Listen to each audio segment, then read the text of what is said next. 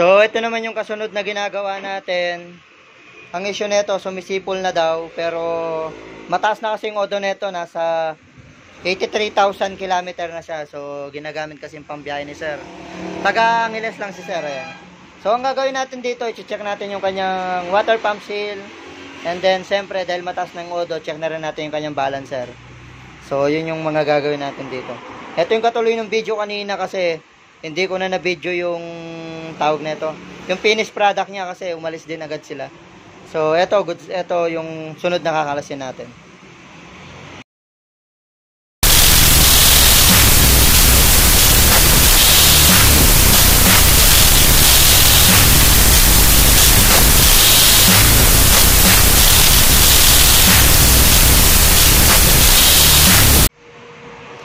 Yun!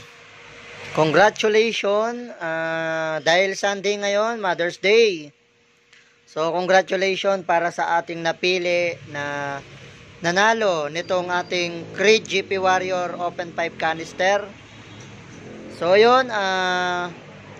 Ikaw yung nanalo nito kasi deserve mo to kasi ikaw yung nakita ko na naging consistent mula nung nag-post tayo na about dito na mamimigay tayo ng Creed GP Warrior Open Pipe. So, ikaw kasi nakita ko naging consistent sa lahat ng post natin. Mula nung in-announce natin yon hanggang sa mga post natin ngayon. So, congratulations sa'yo, Kunanan Jeremy. So, ito yung screenshot ng pangalan mo. Message mo na lang ako kung malayo yung lugar mo, pwede natin i-shipping. Kung malapit ka lang naman dito sa lugar ko, pwede mong i-pick up dito sa shop. So, yun.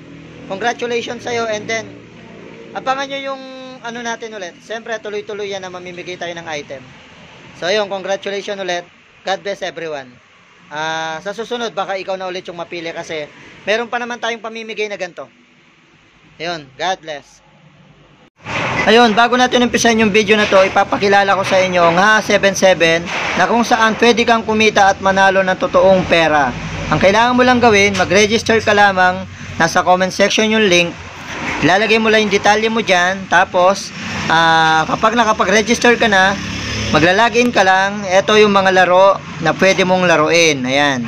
After mong mag-login, ito yung mga laro, nandyan yung Fortune Gems, Super Ace, or tinatawag na Scatter na madalas laruin ng karamihan sa ating mahilig maglaro sa online casino.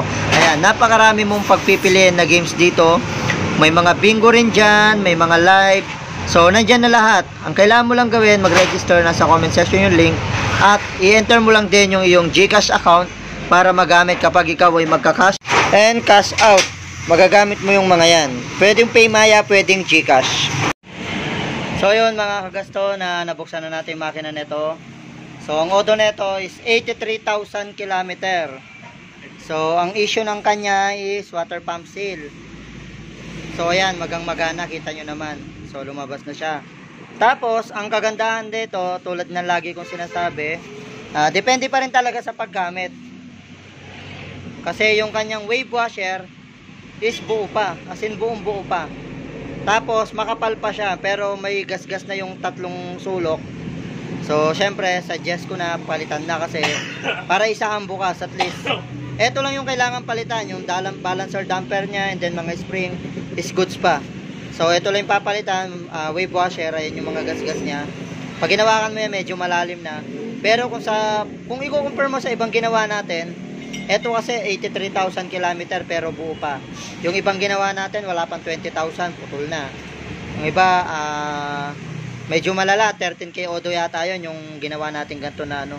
So, lagi kong sinasabi, depende sa paggamit. So, para maiwasan na hindi agad maputol to, iwasan mong mag-power shifting. Doon kasi madaling maputol to, power shifting. At saka doon din madaling masira yung mga balancer damper. Tapos, sa water pump seal naman, para maiwasan na masira agad, once na gumagana pa yung radiator fan, wag mo munang papatayin yung motor, ayaw mo munang mapalamig niya yung radiator para pag napalamig niya yun, dun mo patayin. Kasi kusang ihinto yan pag malamig na yung makina natin. Ngayon naman, kung galing ka sa traffic, dyan mo mas mararamdaman na gumagana yung fan. So yun, kapag galing biyaheng malayo, gumagana yung fan, wag mo munang papatayin. Tapos iwal sa power shift para di agad masira ng damper and then wave washer. Isa rin sa nasisira dyan yung return spring. So yan, isang paalala lang yan.